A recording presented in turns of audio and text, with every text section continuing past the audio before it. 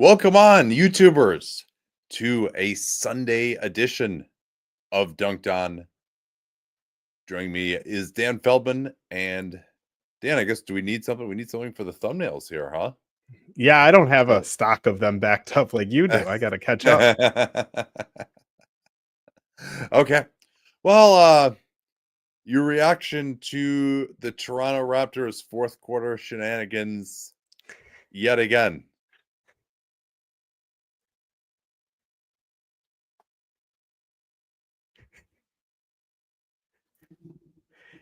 Draymond Green, when he found out the real reason Karl Anthony Towns missed the game.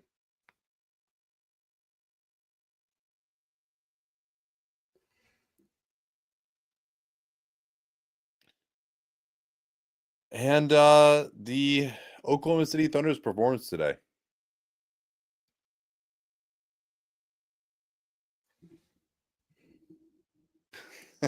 That's good. That's good.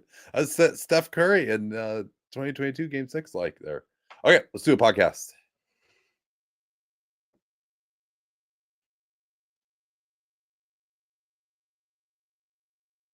Welcome on to a Sunday night edition of Dunc'd. So many good games this weekend. One of them was inter-conference that we decided we're going to watch some games over the weekend, get to the 50 and 60 later in the week. So, Dan, let us talk about what took place in Oklahoma City today between the Thunder and Nuggets. Thunder won 127-103, pulling away late, a close game throughout. The Thunder outscored Denver by 21 in the fourth quarter. I'd say the pulling away started late in the third. Shai Gilgeous-Alexander finished with 40 points. Really, this game, maybe this is the one that decides MVP. Nikola Jokic, good, not as good, 24 points, 13 rebounds, 9 assists. So it was a close game by score. Obviously, it was 127-103 in the end, but it wasn't really until mid-fourth that the Thunder took a double-digit lead. And I would say certainly a caveat as well that Aaron Gordon went out early, hits a three, gets an and one, and then right calf tightness, the same calf that has bedeviled him since the previous year, not previous season, but back in 2024. And he's a very important player against the Thunder or any team, as we'll get to. So that caveat applies. I didn't think this game was close. Just watching it. Now, I knew that it would end in a blowout, and maybe that there's a little bit of a self-fulfilling prophecy there in my mind. But as I watched this, I felt like these teams, the Thunder, were on a different level from the Denver Nuggets. Yeah, I agree. I felt like the reason it was close early is because the Thunder just weren't making shots from Denver's defensive breakdowns. And once that started to even out, that's the game turned. And really, it went the other way, I think, in the end, where the Thunder made a lot of tough shots. It was almost backward in a lot of ways, but there were enough open shots that they didn't hit that, yes, I agree. I thought this was headed toward a Thunder win. But the Nuggets did some things well. They hung around, and it was not, I'd say, hopeless for Denver. So I don't think it was predestined that the Thunder would win, but I agree. The Thunder were definitely outplaying the Nuggets even when the game was close. Yeah, and it just seemed like the Nuggets were generally just had more problems and were being forced more into things that they didn't want to do. And whether that was certain players taking three-point attempts, 6 of 29 above the break threes for the Denver Nuggets. Yeah, they got up 11 corner threes. That's pretty good. That was 6 of the 12 that they made, but they're 12 of 40 from downtown overall. Nikola Jokic, yes, shooting extremely well from three. He doesn't want to take 10 three-point attempts in a game. That's not what he wants to do. He wants to absolutely bludgeon teams inside, as we've seen from them so often when they're at their best. And then defensively, Michael Malone realized in the third quarter that they just could not stop Shai Gilgeous-Alexander in any sort of conventional way. They go to the zone, and we've seen the Thunder struggle against zones some. They also were giving up a lot of open shots that the Thunder weren't making, but they're a little more out of rhythm. They had a 1-10 stretch down the end of the third quarter when it looked like the Thunder were going to pull away mid-third. Denver got back into contact for a brief period towards the end of the third during that 1-out-of-10 stretch. But the Nuggets don't have a ton of athletes to run around. Like, you've got Jokic on the back line having to guard the corner. Like, that's not great either. So ultimately, it seemed like, and the Thunder are an unbelievable defensive team. They just can throw waves and waves and guys at you. It seemed like in this one, given the defensive, I'm not saying that Shai is a better offensive player than Nikola Jokic. In fact, I don't believe that.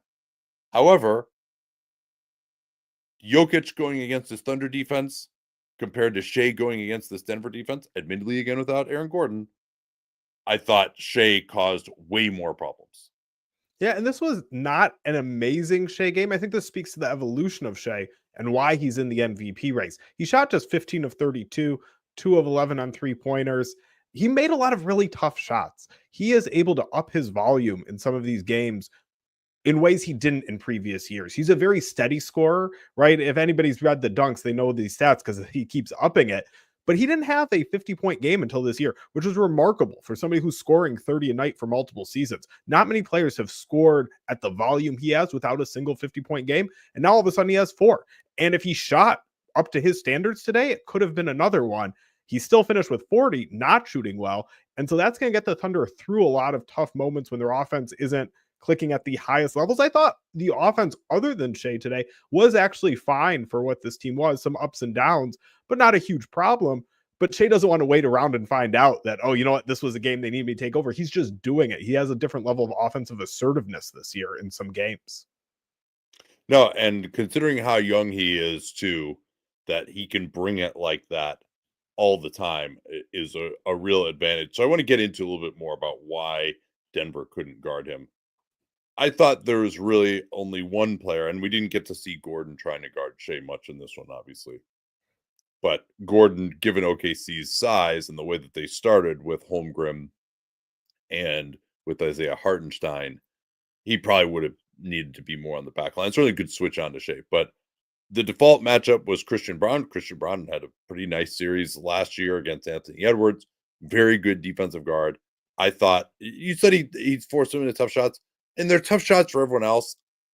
I feel like I have a pretty good eye for when someone like Shai, when someone like Kevin Durant, when someone like DeMar DeRozan, these great ISO mid-range scorers, I think I have a pretty good eye for when those guys are being bothered and when they're not. And I thought that Shai Gilgeous-Alexander was distinctly not bothered by anyone other than Russell Westbrook in isolation. I think Westbrook is fast enough and physical enough and aggressive enough that Shai is not going to just torch him. But then you can, of course, go into screening action involving Jokic. That was the other issue that they had. There are just so many ways that Shai was able to attack. Obviously, in transition was one of those where the Nuggets don't have great rim protection. Then just going one-on-one on Christian Braun. This Nuggets defense, they're used to, at their best, maybe they'll put 2 on the ball, then they can fly around behind the play. But if you're just going to give up a blow by or give up a play by Shai where he's stopping at the foul line, pulling up, and I mean, he shoots well over 50% on twos this year. Like, that is an over 50% shot from him just to pull up at the foul line with nobody really on him because he shed his defender. That didn't even get into involving Jokic when they did try to get more. Like, you can't play a drop coverage. Like, Shai will just shoot a mid-ranger. Like, he's proven that this year with Hartenstein. Hartenstein's a great screener. And then they could also set the screen at half court as well, especially if Jokic is going to try to be up. Like, he's had trouble dealing with that against Steph Curry in previous years. So they tried everything. They tried putting him on Dort. That worked a little bit better. Certainly, like, putting him on Hartenstein. Hartenstein is just too good of a screener, roller, and passer. So I just thought there wasn't, like, it's got to be disappointing for Denver that Shai doesn't even need to, like, a screen to get Christian Braun off of him. And then you could at least, like, play a coverage, or you can double team, and that they really had to. They're going to have to, I think, unless maybe Gordon can truly change things. Or maybe they could try playing Peyton Watson a little bit more. He's come back from the knee sprain. He didn't really figure in this game hardly at all. they're going to have to go to some junk thing, double team them at half court, zone, shit like that is what they're going to have to do against Shai if these two teams play in a playoff series, I believe.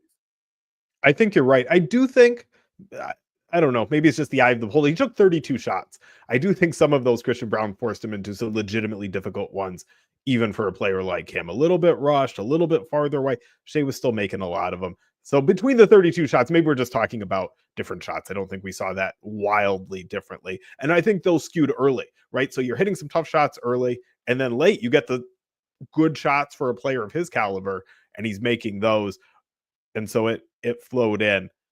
Let's talk about Jokic a little bit. I thought it was interesting how aggressive he was against Hartenstein when it was just Hartenstein. We've seen teams go Hartenstein can't guard him. Hartenstein cannot guard him.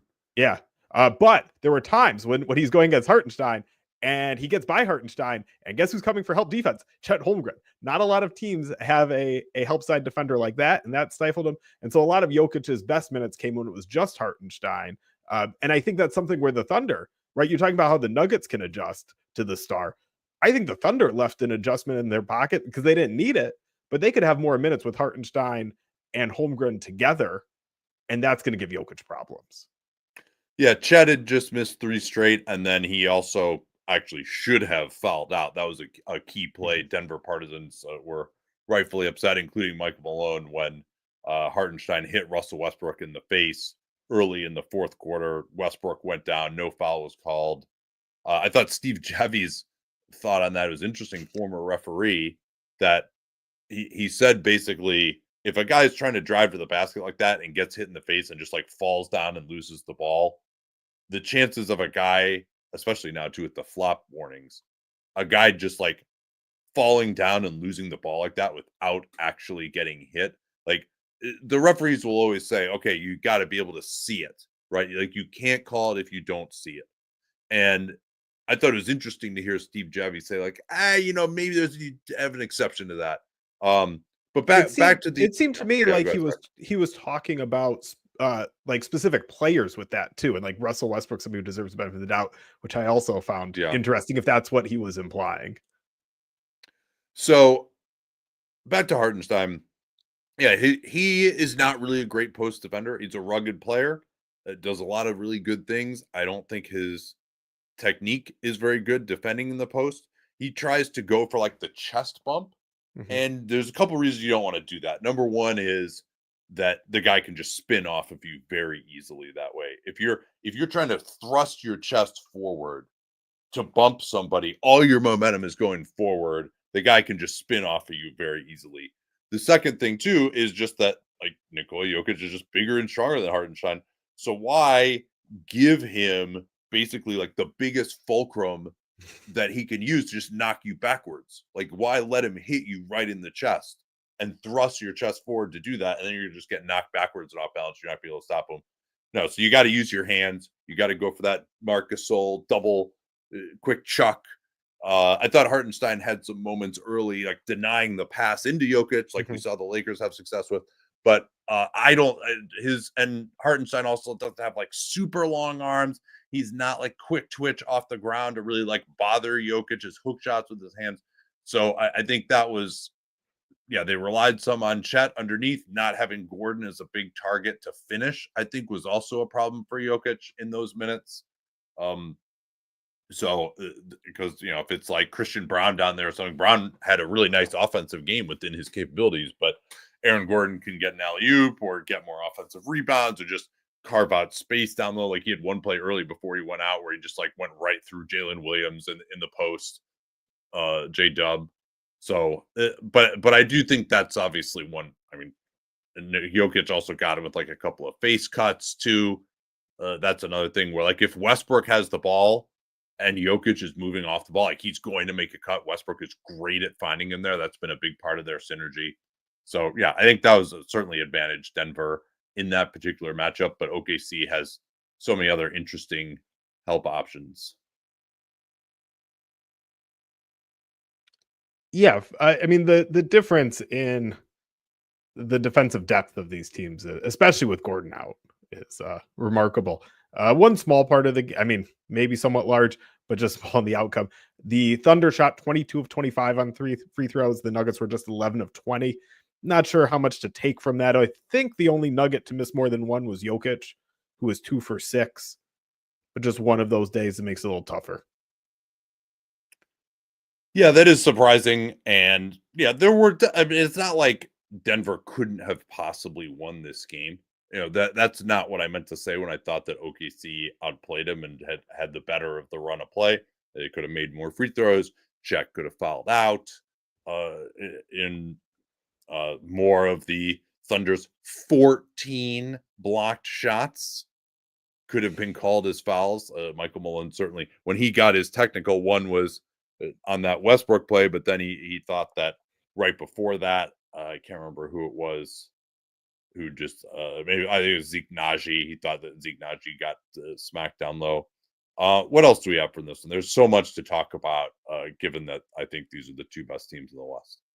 Jalen Williams, J-Dub, very good game, 26 points, 9 rebounds, 8 assists. A big part of the reason I said, the Thunder didn't need Shai to take over offensively in this game. He was definitely doing his part.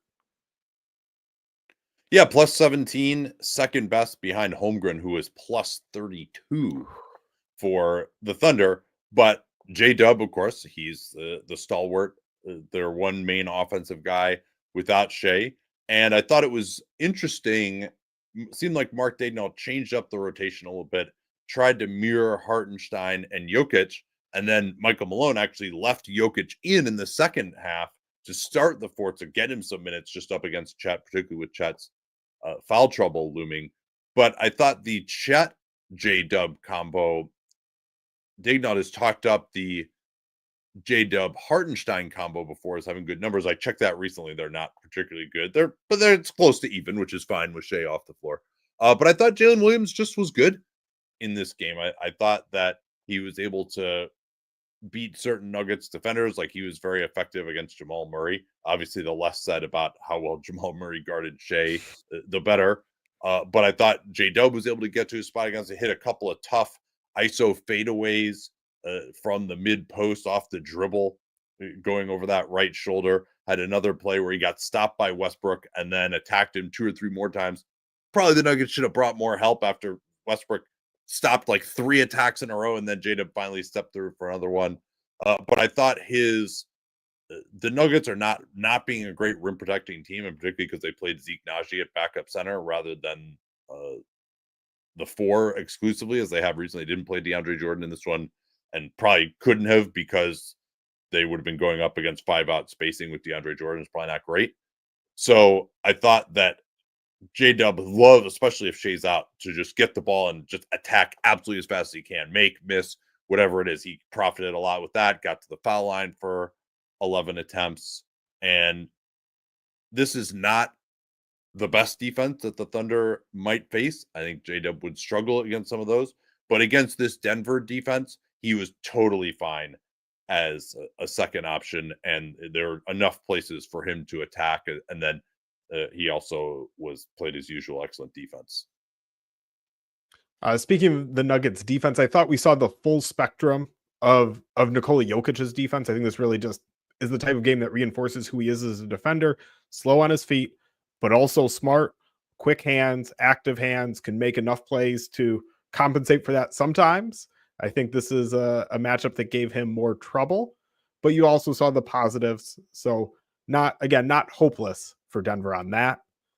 Yeah, I thought when Shai was playing well in the first half that there were just a lot of times that Jokic just didn't move his feet to attempt to bother Shai at all. And then in the second half, the Thunder did a nice job on one play, getting a whole side open with Jay Will in the corner, who's actually been shooting it a lot better lately.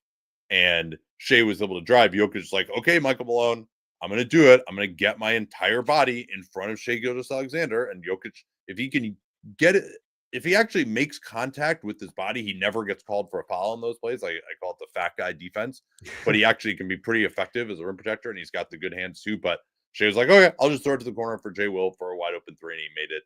But yeah, I think it was. And Hartenstein also is pretty good with that Gortat screen, setting the screen and then rolling into the lane. So it's certainly with as much as the Thunder like to drive, I think it is a difficult matchup for Jokic defensively. Alex Caruso, I thought, had a very good game defensively. He also made a 3-pointer. Always nice when he can chip in with one of those. Yeah, he shot it better since he returned from that extended absence Mhm. with the hip issue where I think he missed 10 or 11 straight. And I actually like him better in this matchup than Lou Dort. Would you agree with that? Hmm. He looked better today. Why do you say that in general?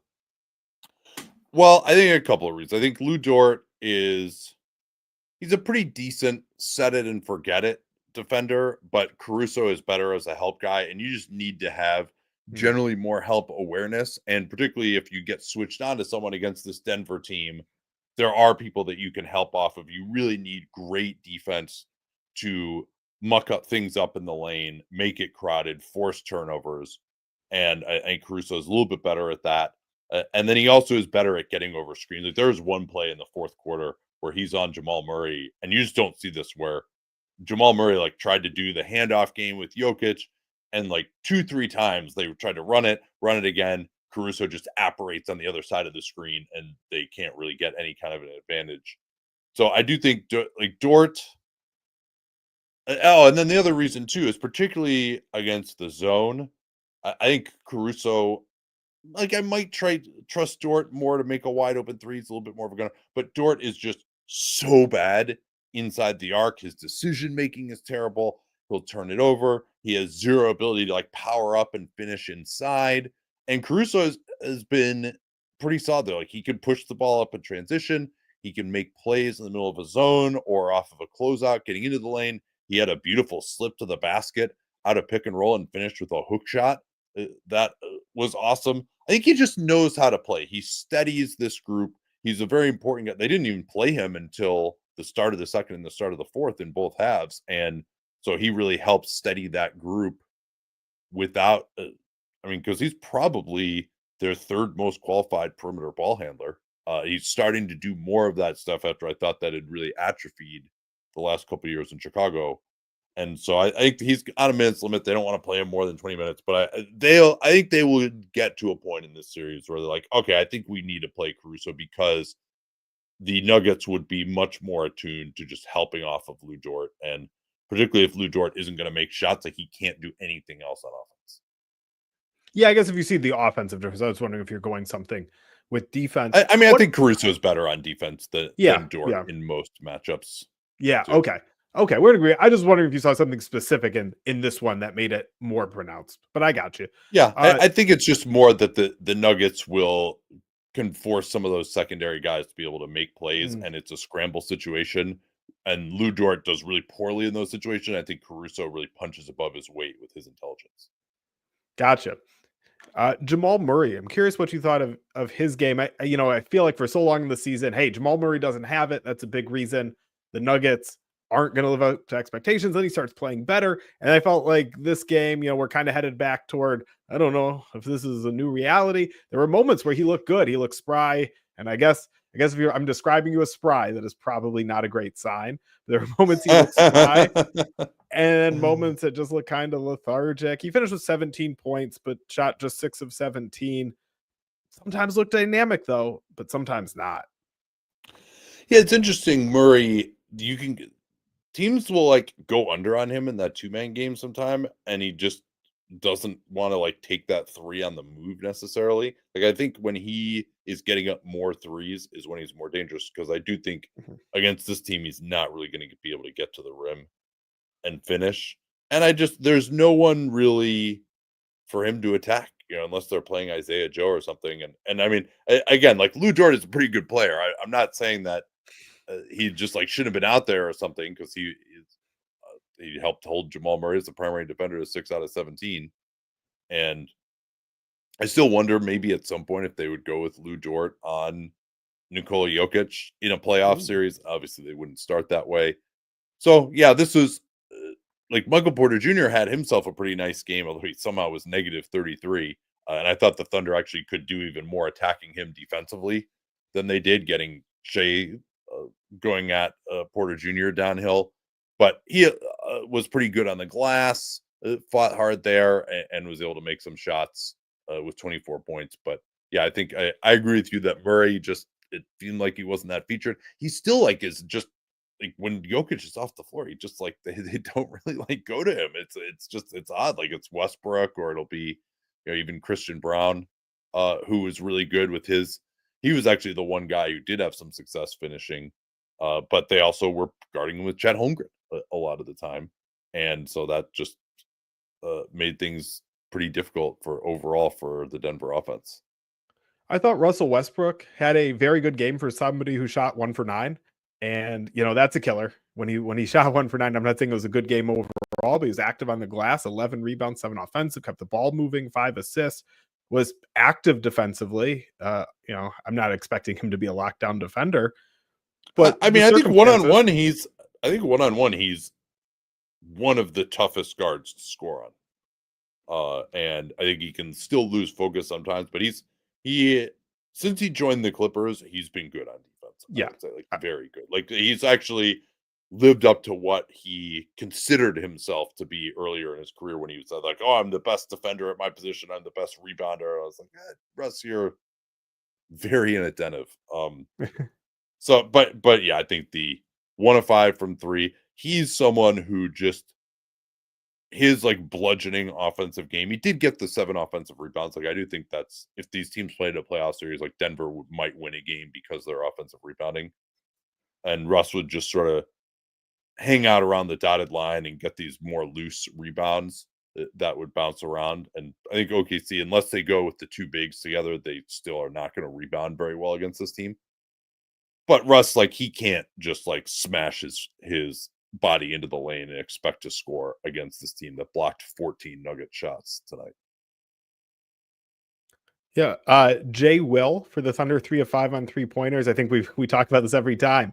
When he's getting threes, when he's open enough to make his threes with his release, just a real positive sign for the Thunder's offense. Yeah, again, he came back from the hamstring issue and just wasn't shooting it well early. But yeah, he's had a 4 of 4 game. Uh, he was solid in their win over Portland when basically nobody played.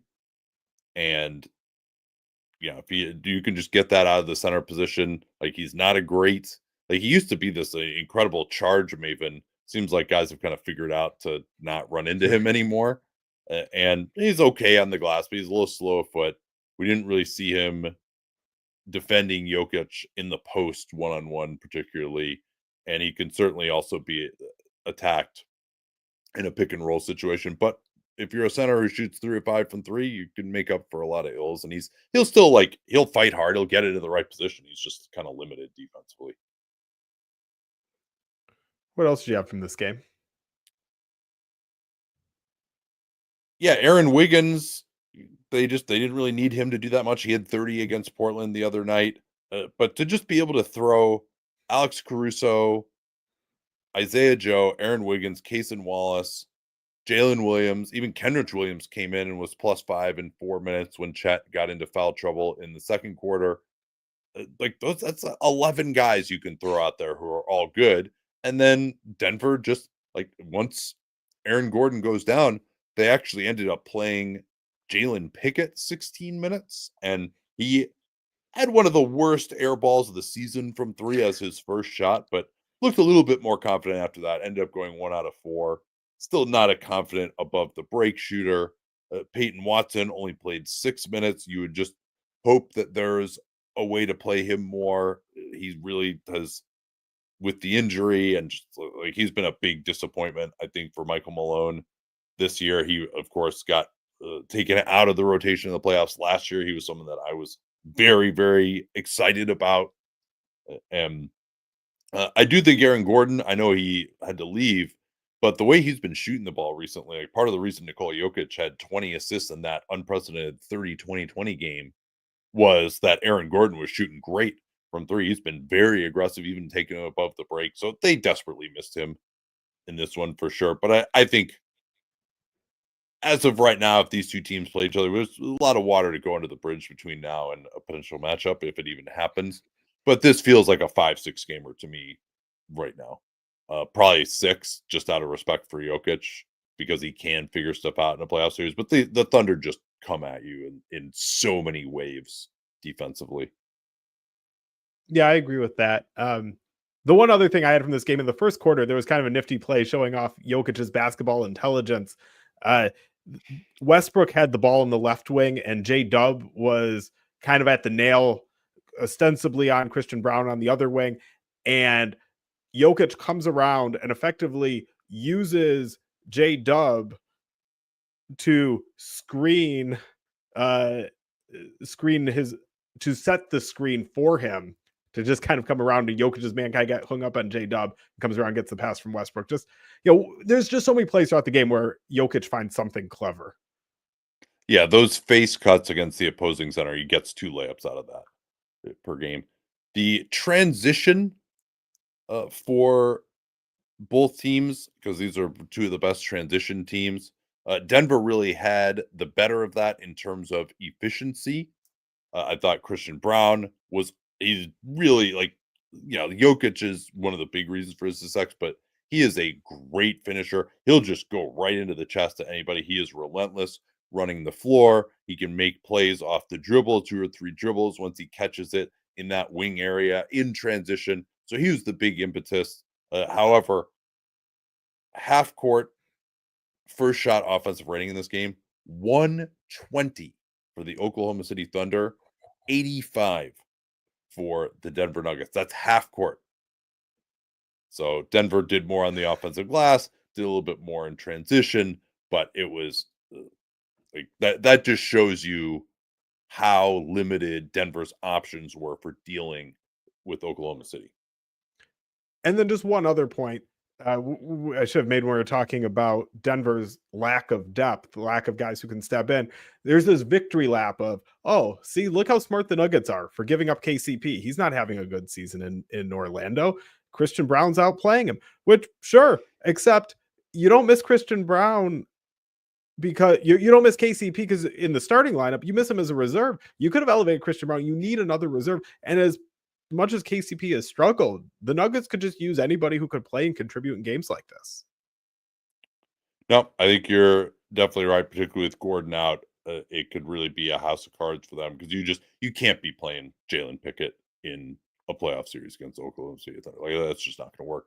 Oh, I did have one more thing. Holmgren, to me, I thought his offense looked good. He sort of set a ghost screen, like sprinted into a pick and pop and shot it. It still, his release isn't the fastest, but the footwork to get into that was solid. I thought he had a number of just nice drives against kind of, again, that sort of scrambled defense, catching it without someone in front of him, catching it slightly on the move, spin move. And the Nuggets just don't have the sort of defensive playmakers that are going to like take the ball away from Holmgren when he spins, stuff like that. And his skill level was pretty good. He finished well at the rim. Again, there weren't guys who were going to bother his shot at the rim either. So I thought he's not someone that you're like running the play for all the time by any means, but as someone you can just pass the ball to once the defense has been moved to make a play, he was very effective in that. How much does he alleviate the concern you talk about a lot? I think justified about, hey, the Thunder need another creator. Obviously, he's not quite that creator, but his ability to, in those moments, finish plays or turn a half a play into a full play, does that alleviate it? Or the fact that he's not the initiator, you're still pretty concerned about that? Yeah, I thought it looked good, particularly with J-Dub. It alleviates my concern against this defense. Without Aaron Gordon, yes, against a defense that's better. Now, there aren't really that many, if they had to go up against Houston, that's one that I think would be interesting, but that Houston is never going to score enough against them to beat them. So, but against like a Boston or something like that, or maybe Cleveland, yeah, that would be a little bit more interesting to me to see if he did enough, because you still they are, even against Denver, they're just sort of like squeezing out these plays. And it worked out pretty well in this one because Denver didn't have anyone guard J-Dub, but there aren't really just like reliable actions they can go to. It's just, defense is kind of scrambled. Maybe we don't have the right matchup against J-Dub. Just let him go real quick before everyone gets set. It's kind of those more opportunities that they're trying to exploit rather than having anything that they really feel comfortable is going to get them good shots in the half court. But Chet, as you were talking about, it can exploit those situations pretty well, and he can space the floor. Like they'll have when he's out there, they'll have pretty good spacing. Like they can at least set like that little flare screen for him in transition too that they love to do. Yeah, but I mean, OKC looked awesome in this one, and like Shai uh, was a major problem. That's the biggest takeaway. Is just I don't like he's just so under control. Like Denver's not going to fluster him. He's going to get to what he wants to get to. There's always matchups he can pick at, and he doesn't even need to pick at a matchup because he can't even like his primary defender couldn't even guard him in this game. Yep. Let's move on to we don't have to spend quite as much time on it, I don't think, particularly because LeBron went down late. But let's talk about yesterday, Boston and LA. Yes, the Celtics won 111-101. Boston had a pretty good lead midway through the second half. Lakers came back, made it close. Celtics pulled back away. To me, the story of the game was Jaylen Brown, 31 points. Yes, 25 shots. Okay. But I thought his defensive intensity was incredible. He only finished with 3 steals. It felt like more. He was everywhere. He was swarming. He was just, I thought, completely locked in. I thought it was awesome. Yeah, he was good. He had the primary assignment on Luka. I thought in the first half, they forced 3 turnovers from Luka, just straight up man on man, take the ball away from him when he tried to isolate. And I thought Brown, he is someone who doesn't get a ton of due, but he'll miss games every now and then, but he's going to play 40 minutes, no problem, if it's a big game, and he can guard anybody on the other team that's a perimeter player and do it pretty well. He's not a great help defender, but they got other guys who can do that. And then I thought he was outstanding in transition as well, which is, I mean, this isn't my number one takeaway, but I thought that you really saw some of the limitations of the Lakers defensively. Admittedly, without Jackson Hayes, they'd be a little bit better with Rui. Like they were really, really small. You know, they had to put Jordan Goodwin on Tatum a lot. Tatum was excellent in this one too. They particularly when he tried to attack the basket. But both Tatum and Brown were able to beat their man enough. And the whole trick of like we talked about in the Denver game where the Lakers did totally throttle Denver, you can't load up on Jason Tatum and Jaylen Brown. Yeah, Brown maybe a little bit because he's not a great passer, but you still those guys would be operating with so much more spacing on a team like the Celtics. And between transition, where the Lakers just didn't have anyone back who's going to bother Jaylen Brown going to the basket, or in the half court, there just wasn't enough athleticism from the Lakers to make up for the fact that they also are playing a few poor defenders.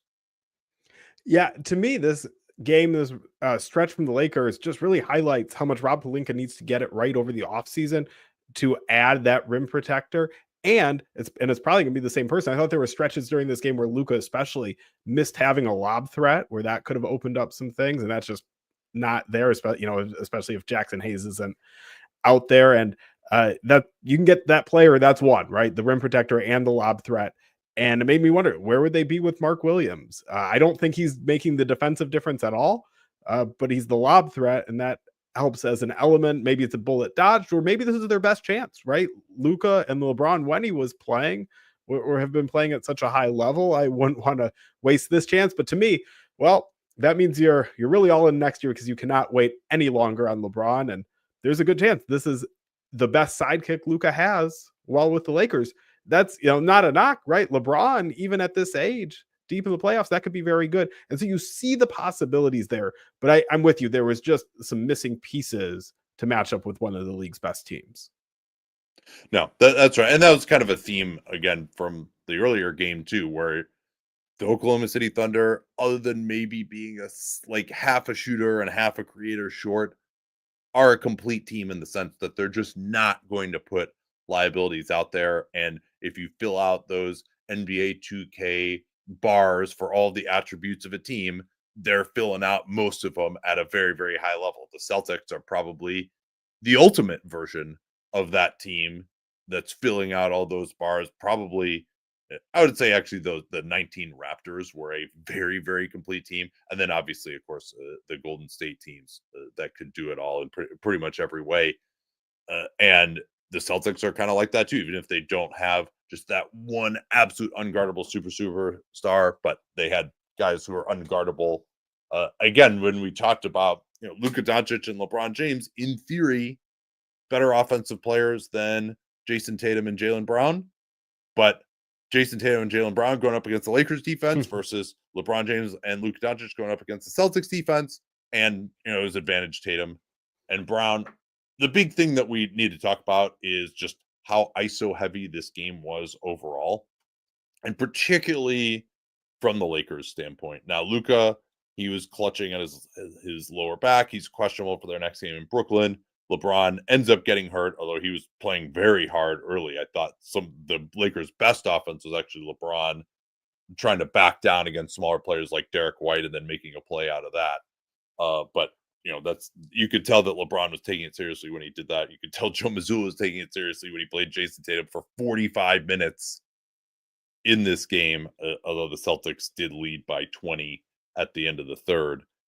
And so I felt that Luka Doncic, he put up 34 points, had a big second half, mostly hitting some threes. He had 3 assists in this game. That, to me, for him, is the bellwether against this Celtics team. If you go back to the NBA Finals, he had 1 11-assist game and never had more than 6 in any other game. And in game 1, he had 1 assist. And if he's just a scorer, Luka is actually not efficient enough as just a scorer that he's gonna really kill you. Now, if you literally make him just a scorer and he's getting layups every time, sure. But if he can't also set guys up for, he's one of the best ever at setting up threes, then it's going to be a lot more difficult for the opponent. And the 3-pointers that were taken by the Lakers, most of them, other than from Dorian Finney-Smith, because they don't have any other shooters available, were for the on-ball guys in on-ball situations. So there really wasn't anyone other than LeBron backing down in the post against a guard that the Lakers really felt comfortable attacking on Boston, unless Luke Cornett was in the game. That was really the only time. You mentioned the isolations. ESPN had an amazing stat on Al Horford as a defender. Yeah, in the we have the same one. Actually, I pulled it from Sport Radar since it was yesterday. We're able to get this. This is okay. So we'll take it. Yeah. Yeah, you read our version. I think it's the same one though. 18 isolations against Al Horford. So this has 23, but okay. Okay. It's a lot. Yeah. Whatever it is. Yeah, that might be hand tracked. This is the definitions are a little bit different, but yeah. So 18 ISOs, 0 point. Let's see. They didn't hit any jump shots on him. They actually drove 78% of the time in those isolations, but only scored 0.43 points per chance. Horford, I thought, did a great job of, even against LeBron, using his body, showing his hands, being big, and they didn't really have to help either. He would force missed shots around the basket. He did foul 1 time in these isolations. And then here's the other thing. No baskets off of isolations against Al Horford from assists. That's the biggest thing. That's the Celtics for you. We're going to continue. Yeah, you might get a few. We're going to trust our process. This is all what Joe Mazzulla was about in the finals last year. And we're not going to overreact and let you get wide open shots. We trust our defenders, and that worked incredibly well in this game. Just a little context. So the numbers are going to be slightly different, like you said, different tracking, but ESPN has a little more history on it too. That was amazing. So it was the second most isolations against any player in a single game since the tracking era began in 13-14, and of any high volume one. So at least 15 isolations defended. And again, that they had 23 for him. It was the second best efficiency. So the combination of they attacked him a lot and he allowed nothing was just incredible. He had a good game overall. Beyond that, I will say what I found interesting. when the Lakers attacked him in the pick and roll, I don't have any numbers on it, but it felt like they had some more success there. You get him out. Well, but he was switching onto them, so you can't really, let's say, oh, we'll attack him in pick and roll. Well, he's just going to switch. Well, there was some where it was a switch and they could do something advantageous, or there was some where it was a different coverage, but it just felt like he was a little step slow, off balance from the screen, and either way, I just felt like there was a little bit of something to work with there. The pure isolations are where the Lakers had the least success. No, I think you're right about that, and that was going to be a comment that I had too. Is it was just very deliberate by the Lakers. And when Luka's at his absolute best, he didn't seem like he was there physically. He's had some big games lately, but it certainly looked very slow. I mentioned how he had the 5 turnovers. Some of those were just one-on-one play. And they really aren't running any system stuff. Like they very early on, they got out to a nice lead, 14-6, and there were a couple plays they had the defense scrambling. LeBron is able to find Vanderbilt underneath for a dunk, for example. But like they're not like slipping guys to the basket. They're not doing any kind of off-ball stuff really to cause any confusion. It's just, okay, well, yeah, we think Luka Doncic should be Al Horford, but like Luka Doncic is better against smaller guys, I think. And he just didn't look very explosive in this one. He did hit the 3 some in the second half, and that salvaged a decent night for him. But I mean, I think it was notable that he was a team worst at -19. Also got attacked defensively too, and that caused problems for LA, particularly because they just don't have the rim protection really behind him. And this isn't a team that you can just help out into the gaps that much. I mean, the Lakers tried to make up for it with stuff like peel switching, but Luka's not even going to be like that fast as a peel switcher once he gets beaten off the dribble. And I thought the most effective stuff that the Celtics did was they had, like, that's the other thing with the Celtics is Luka Doncic has to guard zone. They closed the first half with Peyton Pritchard out there instead of Drew Holiday, who made his return from this finger issue. But Drew actually ended up playing 35 minutes. And I thought was fine. But when they close out with Pritchard, that's probably their best offensive group at this point. Pritchard's a better offensive player than Drew right now. And so they didn't want to put Luka on Pritchard. They had to put him on Derek White, they decided. And so Derek White would handle the ball, get a screen from Jason Tatum. And Tatum even had a great play where he knew that Luka was just going to, at the moment, a screen looked like it was going to set. He was just going to point switch. So then on ball, he actually screened his own man. Finney Smith got White a wide open threat. I think he missed it. But I thought that was the versatility that Boston has to attack someone like Doncic versus what the Lakers did trying to go at Boston's quote unquote weaker defenders. I thought that was a real contrast. I agree with you that the Lakers offense bogged down in the half court. I did think, especially early, and this is tough to sustain through the fatigue of a game where, like you said, the intensity was high. Both teams were going for it. The Lakers did have some nice hit-ahead passes. They pushed the pace at times. LeBron, Doncic, their ability to throw those hit-ahead passes, that can open up some things, but you can't build enough of an offense around that. Yeah, I mean, that's definitely true. If Luka or LeBron gets a rebound, you better just start running back, because if someone leaks out, they're going to pinpoint throw a pass over the top. So the Lakers were missing some guys too, of course. Like I think Hachimura would have helped offensively in this matchup to give him another corner 3-point shooter. He's gotten better as a cutter, someone who could get behind the defense, maybe get an alley-oop or an offensive rebound where the Lakers didn't really do anything there. And of course, the Celtics were missing Porzingis, who now he's questionable for Monday, but he's missed all the time with this illness that really has lingered for quite some time with him. Although there is part of me that feels like just kind of having him not playing as much as possible and just get to the playoffs is good. And it's kind of a shame because he's starting to play better coming off of that surgery. But he would have been a fascinating change in this matchup. I don't know. I mean, having him out there instead of Cornette obviously would be better. But I don't know actually whether having him out there, like Horford playing like this, is probably actually better in this matchup. If Horford can switch on to Luka, yeah. And then just the Lakers didn't didn't have it once Horford has switched on to the perimeter, there's not really anything going on the backside for, I think what I would have tried to do if I were the Lakers is see if you can get Horford switched on to Luka, then try to get LeBron on the weak side into the post against smaller players. And because I do think that is the best way to isolate against Boston, because LeBron, that is going to force you to help. Like, he's just too big for like Derek White. He'll just put him in the goal.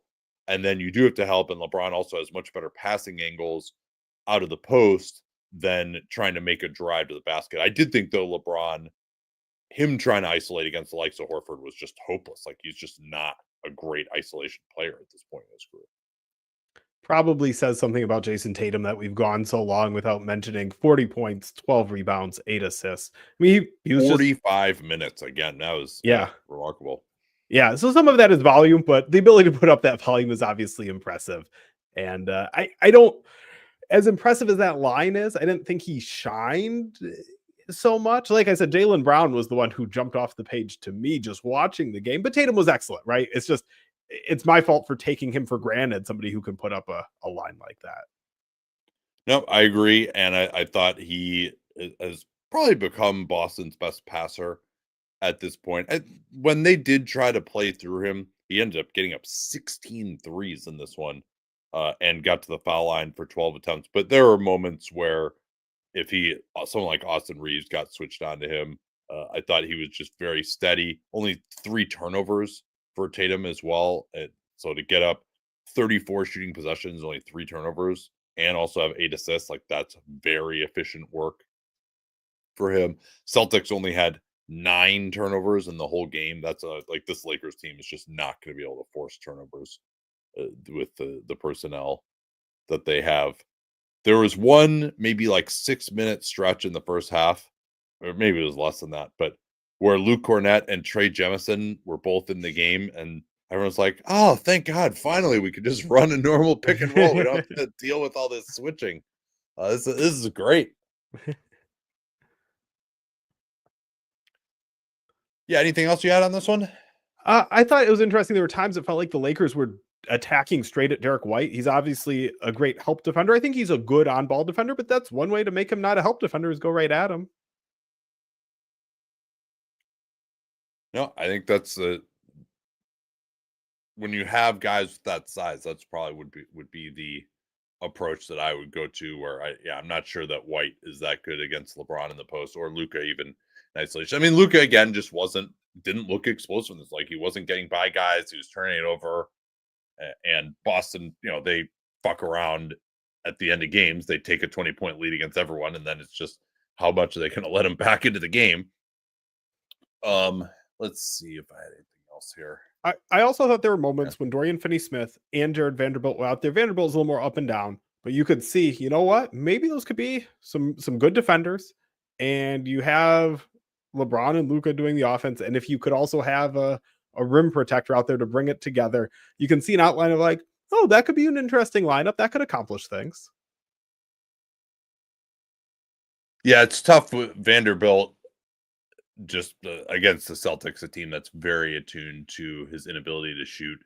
And it with the amount of switching that was happening, like, Vanderbilt's not great as a help defender. He was just a player, and the Lakers are so short on bodies that they needed to play him 29 minutes. However, I think it might even be better for the Lakers to just say, all right, we'll put a center in, but then we're just going to go more offense focused. Of course, they don't really have any like great shooters either to put next to LeBron, Luka, and Reeves. But to say, hey, you know what? Like, they're going to go after Luka anyway. Why do we need like a great individual defender if it's just going to get switched off of him anyway? Now, if that guy's a great help defender, right, that's what you need. Different. Yeah. So, what do we make of the fact that LeBron now suffered this groin injury? He said it's not as bad as the one that ruined his 2018-19 season. Thank God, because that would really suck. And so it's projected to miss 1 to 2 weeks is the initial reporting. I'm hopeful that this isn't something that's going to linger for him in terms of his ability to come back and play at the same level that he's been at. He's certainly been mashing the pedal to the floorboards, though, defensively, what he's been doing for the time when Luka was out, AD was out before that. Like, this is, I think, he's certainly been galvanized and energized by what's gone on this season, but he's also 40, and asking him to be their best help defender and still one of their top 2 offensive players is asking a lot. And now it's going to be a lot on Luka too. And he's questionable with this back issue if they're going to maintain this great pace. And I guess we can also ask, like, how important is it that they even do maintain that pace? I mean, I think it's important because I mean, you just winning in itself is the reward. I don't need to go deeper beyond that. This team can be really good. Their record since the trade deadline is awesome. I don't think they're that good, but they can make noise. They can win, and going beyond just the own value of winning, I think it's important to be viable, because to me, this team is a piece away from being a contender if LeBron can stay at this level as he gets even older. I'm not taking that for granted, but to me, you go for it, because the last thing you want to do is find out, you know what, he was still at that level and we didn't add that player because we wanted to hold on to our long-term assets. We wanted to save our money. This team is much better than I thought it would be already with Luka and LeBron. And if you can round out the weaknesses in this rotation, and so you want to be as attractive as you can be to players looking at you, and you're in Los Angeles, you're going to get a chance to get guys who other teams don't. So you want to take full advantage of that. Still technically in the 2 seed, 22 losses.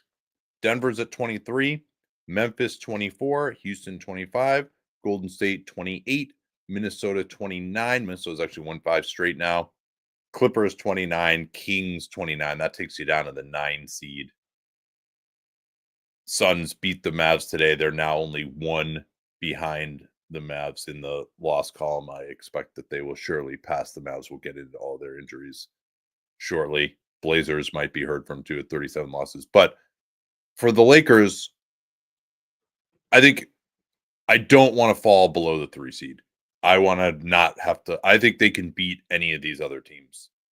I actually think they don't match up very well against Golden State now. They used to match up really well against Golden State because of AD not having a rim protector is going to make things a lot harder. But I think they can match up reasonably well against Denver. They showed that. I certainly would think the Grizz or the Rockets. I wouldn't automatically pick the Lakers in that series if both those teams were healthy, but with Jaren Jackson Jr. out, that should help them. So they should be in decent shape to maintain a top 3 seed. We'll see. Fred VanVleet may come back for Houston shortly, as we'll talk about. But I don't want to be in the 4-5. I don't want to possibly face Golden State in the first round. That would be bad. And I definitely don't want to face Oklahoma City in the second round if I'm them. So LeBron 1 to 2 weeks. Can they tread water? What's going to happen to Luka? You also don't want to Luka to go down because his load is too big now. I don't know how the hell they're going to do anything. I mean, I guess Reeves will have to be the guy when LeBron and Luka is LeBron's out and Luka is off the floor. But that's just where they are in terms from a standing standpoint. I mean, don't you think Golden State has a pretty good shot of being the 6? Do you see any value of, hey, if you fall down to the 4-5? I think you'd be more likely to face Golden State in the 3-6 than in the 4-5. Yeah, I don't know about that. Golden State's on a roll. Mm-hmm. We'll see what happens in Houston. They're also going to be without Amen Thompson for a while too now.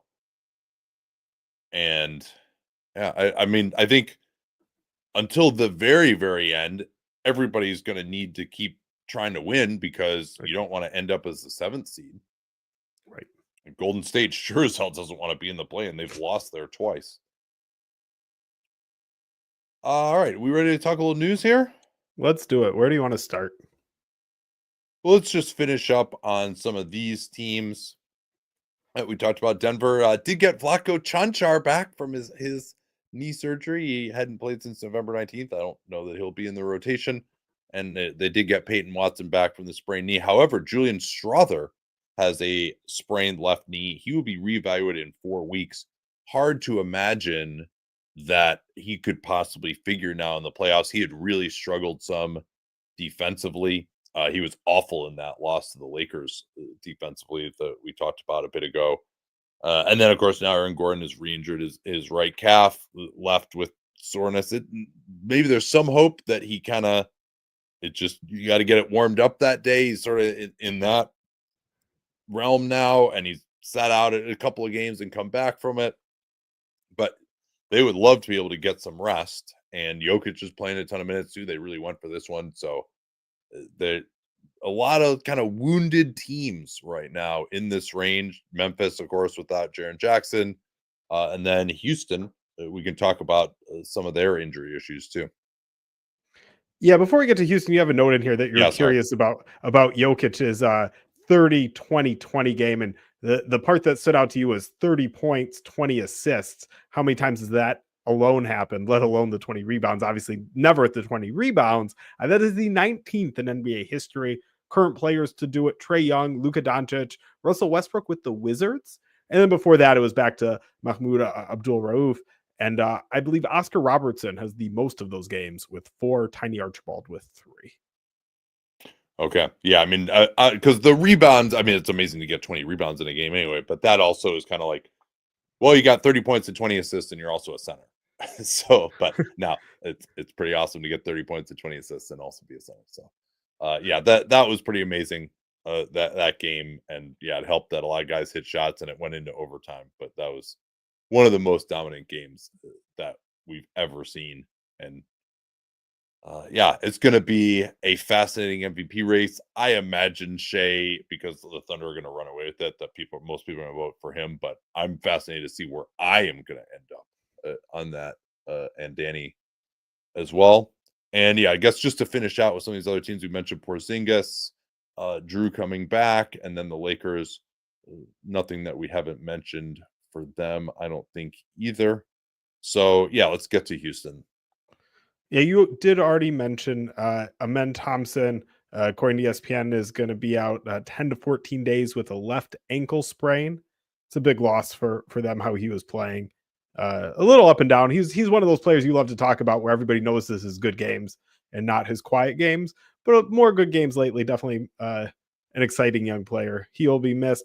Reed Shepard is diagnosed with Well, fractured. just to elaborate on Thompson, I mean, basically he ascended in the starting lineup when Van Vliet went out. He individually has been playing well, but they've really missed Van Vliet. Of course, Thompson's just a different kind of player.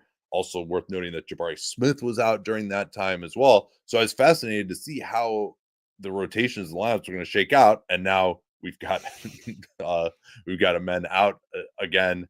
Tari Eason has been starting. Smith's been coming off the bench. I do want to see how Udoka is going to shake all this out. I would hope that he just goes back to his original starting lineup, which was extremely effective throughout the season. That's one of their only hopes to get enough shooting on the floor, I would say as well.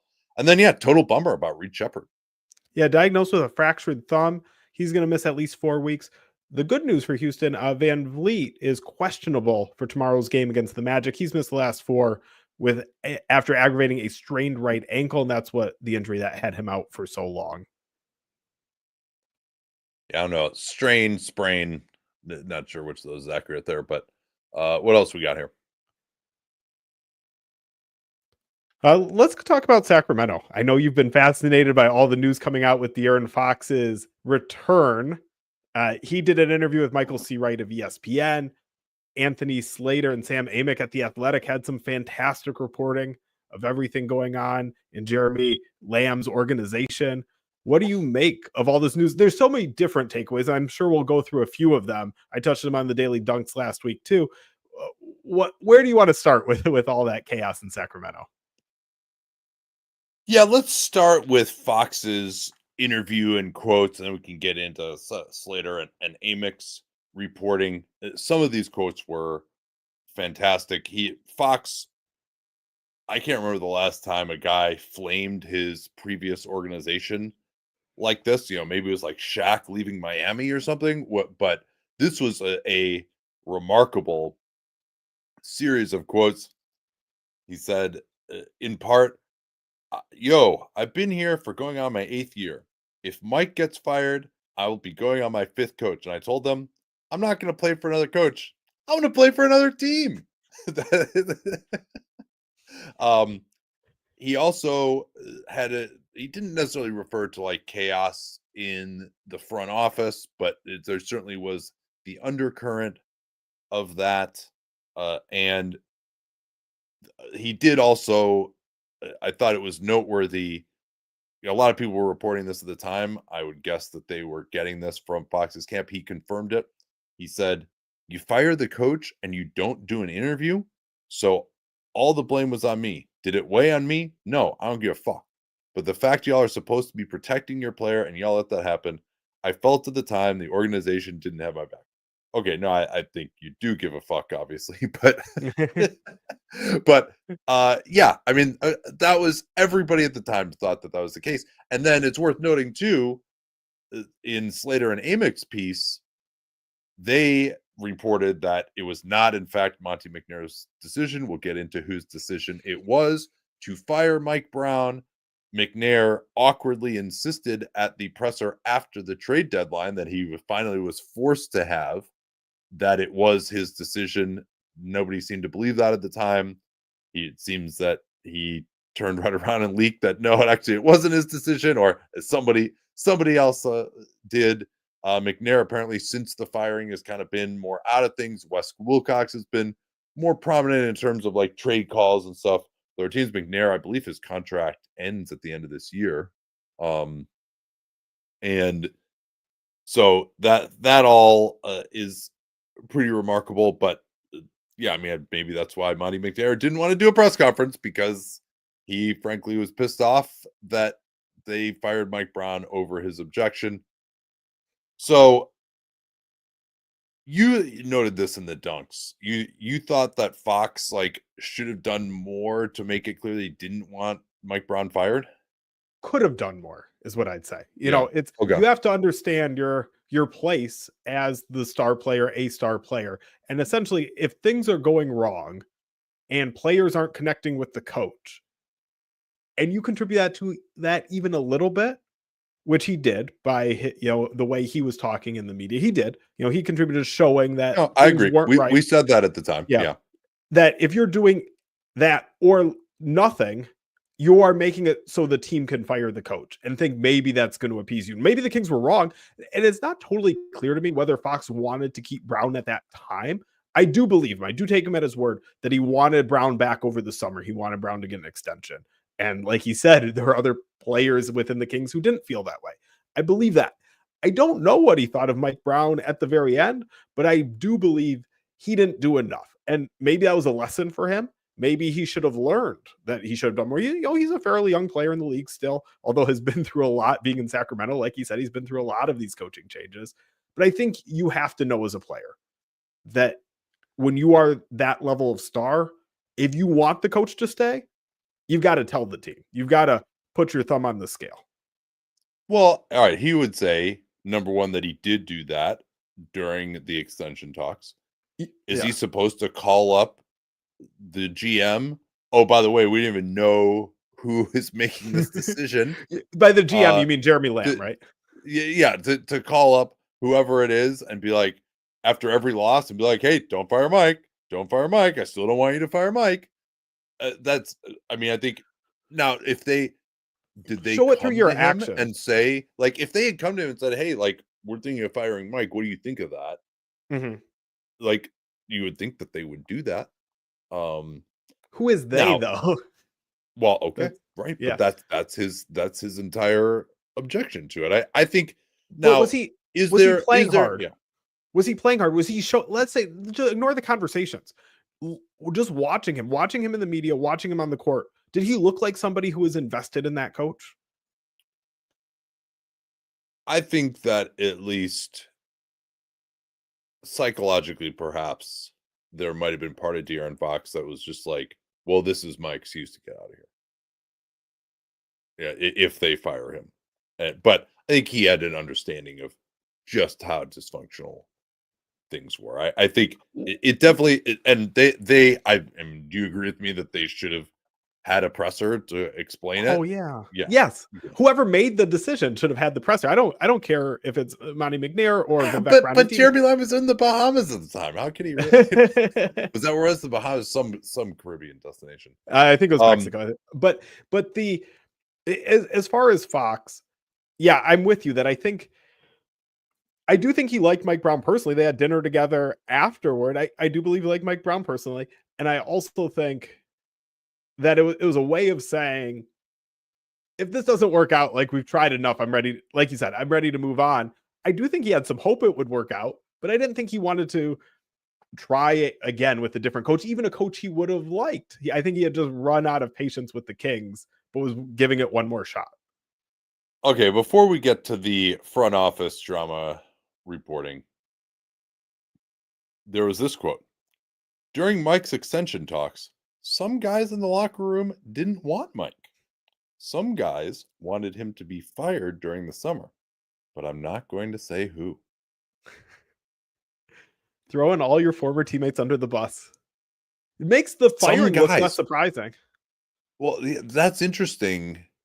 I mean, it like doesn't that seem like it has to be Sabonis? Like who else would have the stature to even merit a mention? Like DeMar DeRozan was just coming in. Oh, I see. I don't think that it has to be Sabonis, because why does Fox only have to mention somebody with any say?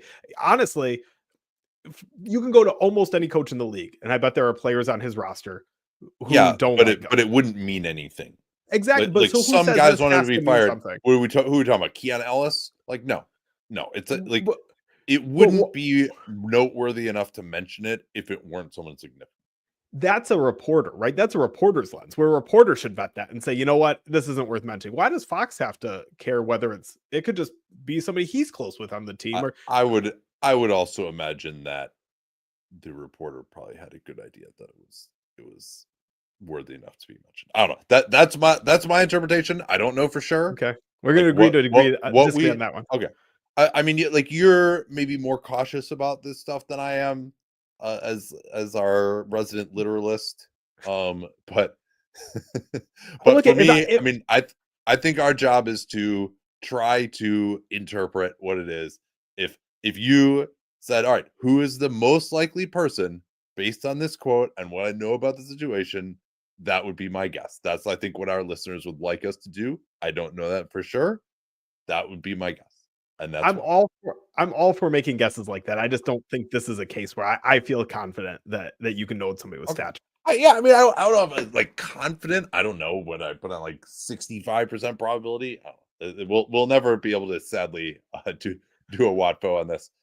Okay, let's get to the reporting now on just the latest shit show in the front office. We already talked about McNair being minimized. I can't remember whose article it was. I think it was Wright's, where Fox like wouldn't reveal which front office person eventually talked to him to tell him that the trade had that the trade had been done.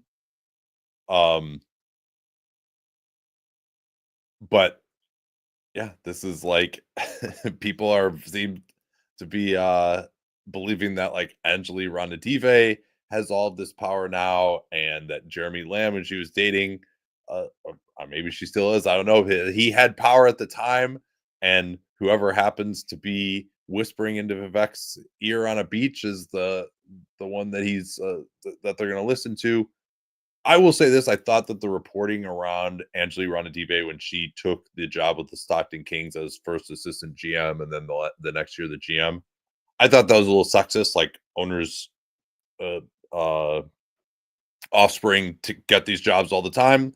They try to learn the ropes. Like assistant GM of a G League team is, that's a learn the ropes type of job. It's not particularly glamorous, but no, it would seem that Angeli Ronadive probably not qualified for that. She gave up on actually legitimately earning her way up in the organization, but is still exerting power. So given what we know now, I withdraw that objection. And I think that I can probably say that her having influence over the Kings is not a good thing. Oh, I'm sticking with that objection. A lot of that was sexist, and she did work her way up. She became the team's general manager and then quit Yeah. that after I'm a year. saying at the time, Yeah. I agree with you. I don't think it's sexist any longer to be saying Oh, I see. that it's probably a bad thing that she has a bunch of influence. Like, she's not qualified at this point. If she had actually like gone through the things to, like, make herself qualified, that's one thing.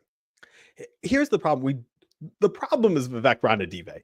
We don't know who he's listening to when. We don't know how much influence she has versus the 10 other people listed in this article, including her boyfriend, and at different points, and whose influence is waxing and waning, and when, and who's making which call. She might be the voice of reason. She might be the one putting in some good input. I don't know. Well, they said that she was the one who was she and Lamb were like the ones who wanted Mike fired. I don't know. Was that wrong? I mean, yes, I agree with you. It does all come back to Vivek. Yes, I think we could certainly posit that for sure. Where are you at on the Mike Brown firing? I mean, you're usually a big believer, and it's woken me up to it. It's rare a team fires a coach and regrets it. Usually, the firing is correct. Is this one of the ones that you think was an error, or is this just fit into the boat of, hey, as bad as people were at the time, it turned out, maybe that's what they had to do, and that's not necessarily Mike Brown's fault. Doesn't mean he's a bad coach. It might mean that, it might not. I'm not saying one way or the other, but they've responded well. They've played better under Doug Christie. Maybe they would have done that under Mike Brown. But is this a firing that you think was a mistake? No, I'm not sure. I mean, I was probably the most defensive out of it from the organization standpoint at the time, just because like things were going wrong. And I don't know that Doug Christie has done this amazing job. I thought his attempt to try to get them to defend the three better backfired. Their defense backslid. Now they've actually won a bunch of games in a row. It's also turning into silly season right now. But they're 20-11 under him. They were 13-18 under Mike. They were also just getting some really bad luck at the end of close games. I think if it was known that Domantas Sabonis didn't like Mike, like that's another part of it too. And so I'm still, you can reach the right decision maybe with a terrible process. I do believe they had a terrible process. The fact that they got to that point at all is Yes. indicative of massive dysfunction. And Mike Brown was easily the most stable voice that they have had in the Ranadive era. Interestingly, that the other one of those, Michael Malone, also was fired. And so but once they reached that point, if the sole goal was, hey, we got to just be better this year, then I think it's hard to argue that Mike Brown would have had a better record.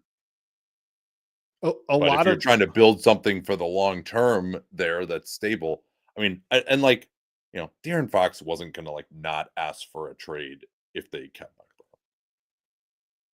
Yeah, it was just the impetus, I believe, too. A lot of the justified firings are only justified because the team failed and put itself in a bad situation, and then Yeah. that's the move. You want to talk about the Sabonis of it? Yes, sure. So reportedly, according to The Athletic, Domantas Sabonis is going to seek clarity this summer about the Kings. And good luck with that. But it sounds like a very, very thinly veiled way of saying he's going to ask out. Yeah, when is the last time someone has sought clarity and then received it? I mean, that there's like, I mean, guys, there's not going to be like some big plan. Now, I mean, maybe they'll have a nice result this year too, but if that happens, I will be fucking fascinated to see like how the organization handles that with him under contract for so much longer, and what would his trade value be around the league. And of course, they still have DeRozan too, who's getting older. They just traded for Zach LaVine, another guy who makes a lot of money. They got Keegan Murray's extension talks coming up too. Like, could this be Domantas Sabonis attempting to put his thumb on the scale for having a little bit more input in who the next coach is?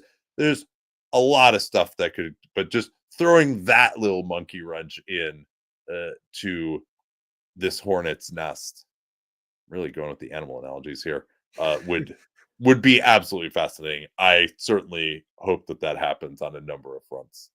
Yeah, I think he's got more trade value than you think, but I can also see them trading him for another player that you're down on, and we'll just have to argue again of what that means.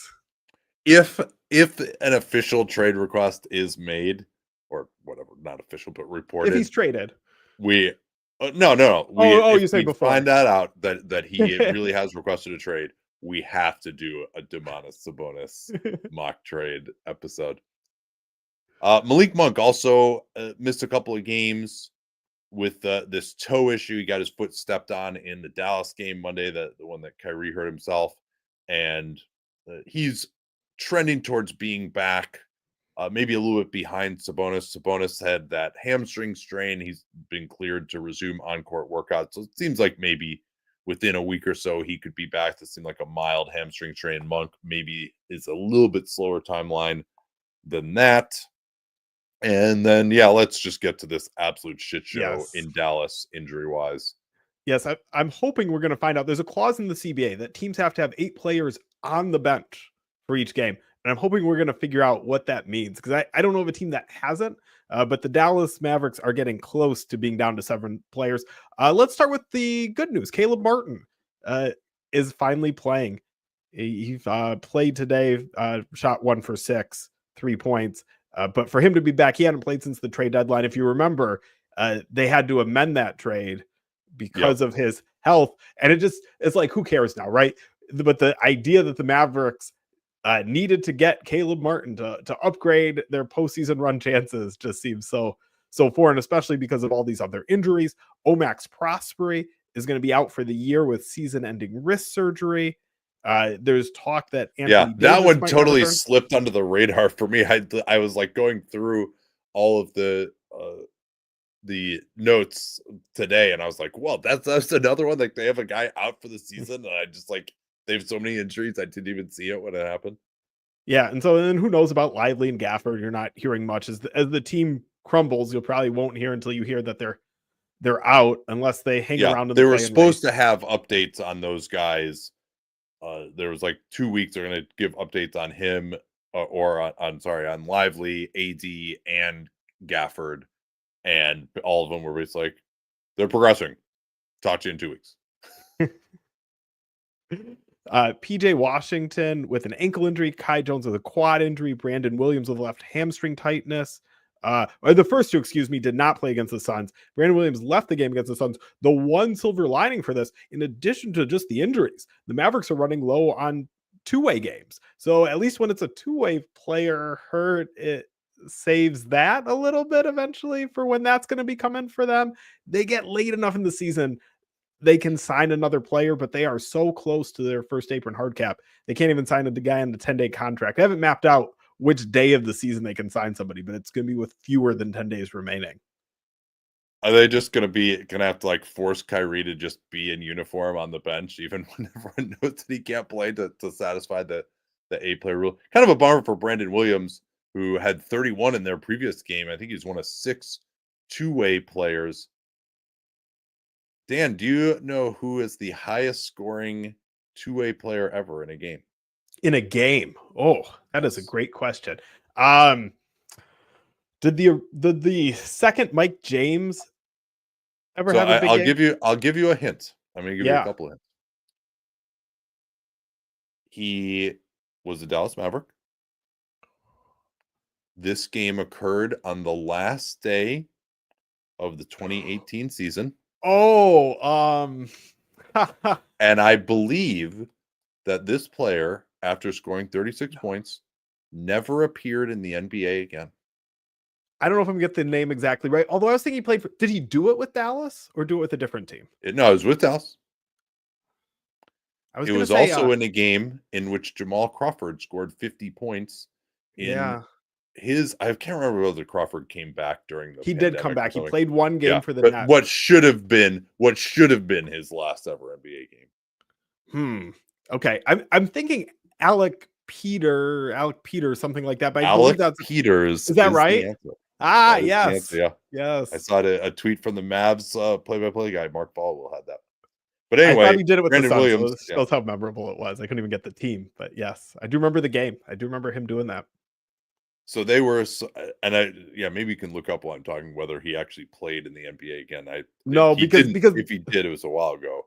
the It reason I was like know a this, while after that. the reason I know this is because he didn't, and I was looking up about Jamal Crawford's last game, and he's up there with the Kobe and the Jamal Crawford, and yeah, no, he did not play. That was it. He played 20 games in the NBA. The last one was that one. He did this for Well, Phoenix. Alec Peters did it for Phoenix. Yeah, I thought it was Phoenix. Okay. Yeah. No, Phoenix is the only team maybe he's I'm played wrong for. because he wouldn't have, because He did it Crawford against was on Dallas. Phoenix. Yeah, Crawford was on Phoenix, right? Yeah, they played like 5 or 6 guys in this game. I'm gonna pull up the box score. This So is Peters like, and Crawford were both on see, Phoenix in this game. I thought Crawford did it a year later. I don't remember this being the Crawford game also. Maybe I'm wrong about that. All right, I apologize. This was Yeah, 7 Peter years scored ago. 36. This is not a Crawford game. And it was in fact for Phoenix, not Dallas. It was for Phoenix against Dallas. I was gonna say, I thought he did for Phoenix. Okay. But yes, and he would. I 36 was points. correct that he never played in the NBA again. Yes, that is correct. 8 of 13 on threes. What a game. Yeah, that was nice work there, Dan. So yeah, Brandon Williams kind of sucks for him though. Like he had 31. They're surprisingly competitive on Friday, and then he wasn't able to continue. And you just see this cascade too. When some guys are out, then more guys have to get in these roles. They get overstretched. They get hurt. Kai Jones, same thing. They played him 34 minutes for some reason in that. I guess to just like get him into shape. In the game that Kyrie got hurt, and now he hasn't played since then with this quad issue. The Cleveland Cavaliers, when I assembled this, had won 12 straight for the 3rd time this season. They joined the ignominious 2006-07 Mavericks as only the 2nd team to ever have 3 straight 12-game winning streaks. And then they also became the 2nd team today to have 2 14-game winning streaks as they handled the Bucks in Milwaukee very easily. Do you know the other team with 2 14-game winning streaks? I don't recall. Okay. Stay tuned for tomorrow's Dunks. I will look that up. Okay. The Hornets got a unlucky win over the Nets. That was despite sitting Mark Williams and LaMelo Ball for injury management. They shall return tomorrow against the Miami Heat. So certainly Mark Williams and Ball have been getting plenty of rest down the stretch here. Miami got back Andrew Wiggins with an ankle issue over the weekend against the Bulls. They got back Kelly Ware with a sprained knee against the Bulls. Alec Burks was then out with a back issue. And they promptly blew a lead and lost at home to the Bulls. The Heat are not playing well at the moment. They're really that like 7-10 in the play-in race in the East is just atrocious right now. Yeah, I wrote about that in the Dunks. This is on pace, and I'm sure it will be. It's got a lot of margin to be the worst play-in field in the event's history. The Eastern Conference 7-10, very ugly. Golden State, Jonathan Kuminga is still out. Brandon Podziemski went out with a lower back issue. They're getting tight on perimeter defenders, but defensiveness, they've got a little bit of that from Draymond Green, who went on his podcast and said he heard that Jimmy Butler was the reason Karl Anthony Towns didn't play in the Warriors-Knicks game, just because Jimmy Butler was going to be there and their history. It turns out the actual reason that that Cat missed the game was because of the death of someone close to him and being with his family. So when Draymond Green was told of this, his quote, editorialized just a little bit, left a lot to be desired. He said, "That's unfortunate. I'm sorry to hear that. That sucks. But my comments that I made were what I heard. That's what I heard. So I do send my well wishes to him and his family. So it's unfortunate. You never wish that on anybody, but the Draymond Green show with Baron Davis must go on." How about, "I'm sorry I got that wrong."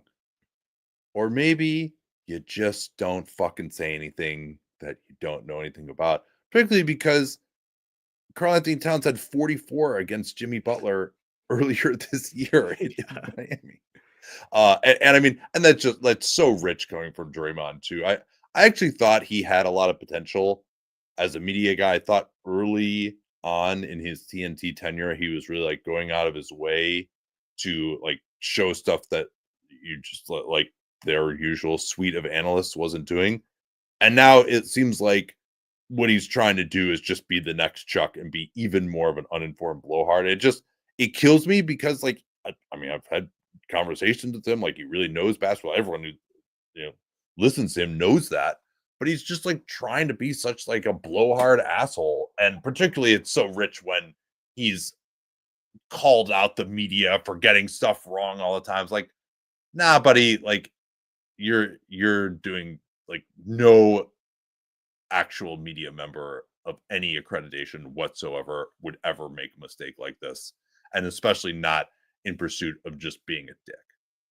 Not only has he called out the media for getting stuff wrong, he said his thing is going to be uplifting players and protecting players, which is not necessarily the media's role. But if you want to take that on as your niche, sure, whatever. But this is such the opposite.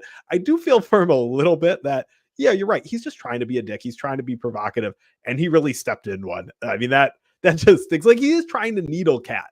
He is trying to get under his skin. He's trying to be a trash talker. But when you do it publicly, it's not always pretty. Yeah, I mean, save that for just like talking shit to him on the court. Then Yes. it's Bulls mentioned that they won in Miami. Nikola Vucevic is I don't know where he's at this point. He's questionable for Monday against the Pacers. Kobe White has been awesome. He scored 21 or more in his last 5 games, had 44 against the Magic on Thursday, another team that is just playing like absolute crap right now. And White, I think he got maybe 10 of his field goals on right-handed drives. I was just watching because I usually, if a guy has a big game, I'll go back and at least like watch all of his shots in the game. And I was just like, are you ever going to force him to the left, Magic? Like and I mean, he hit some threes, sure, but it was basically just, all right, he's going to go as hard as he can to the corner of the backboard with his right hand. And the Magic just couldn't stay in front of him. And Lonzo Ball's been out with a wrist issue. He re-aggravated that, which he missed a bunch of time for earlier in the year.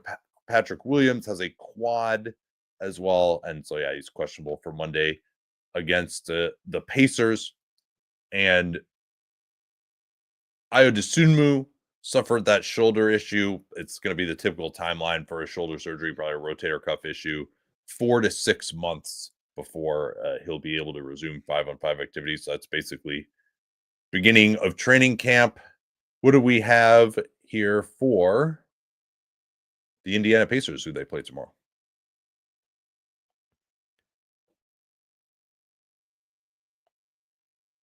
You teed me up when I was ready for Phoenix. The Indiana Pacers. Tyrese Halliburton has missed the Pacers' last 2 games.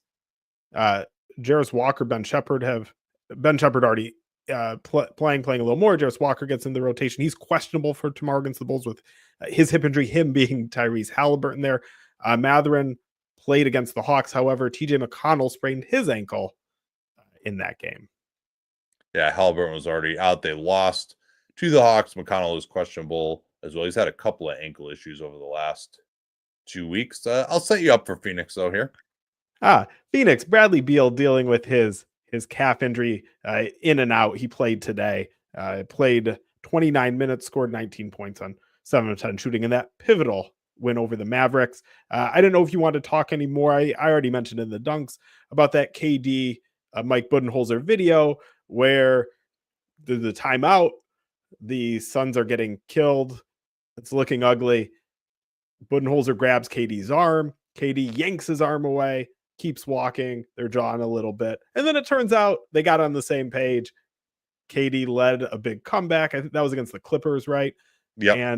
And then gushed about Budenholzer after the game. Very different, by the way. Yeah, What the there's a bit of doth protest too much because KD is just, he's not really prone to ever say something like that about his coach. But he also, further video of that incident showed that even during that timeout, that they like got together and smoothed it over and had the conversation. So that certainly was maybe more of a story than it needed to be, because there was a additional there's additional video that could have been relied on to show them kind of making up. The other PH disaster, Tyrese Maxey, actually probably the bigger disaster is that he might be back. He's going to be questionable. He's doing on-court work with this back sprain. They had a disastrous win against the Jazz today, without, of course, Paul George, and with this groin issue. Worth noting that both PG and Maxey are subject to the player participation policy as recent All-Stars. But PG definitely seems to have a legitimate groin injury.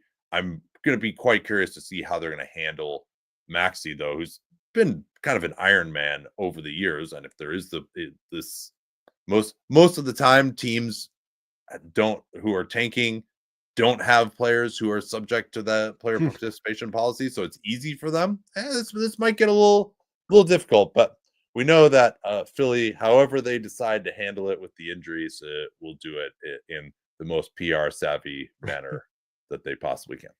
Yes, the Jazz are more adept at doing this. Lauri Markkanen missed his 8th straight game. And then for this game, like you said, a big loss. Utah was also without Colin Sexton with an ankle injury, Jordan Clarkson with a foot injury, and Jaden Springer with back issues.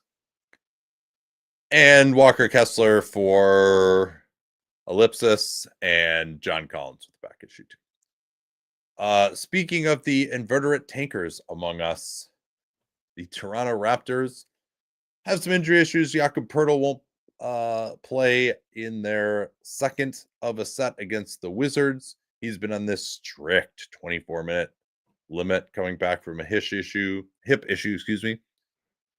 Jacoby Walter messed up his quad on Friday, didn't play against the Wizards. Of course, he hit that epic game winner that John and I, and you and I actually both talked about, against the Magic.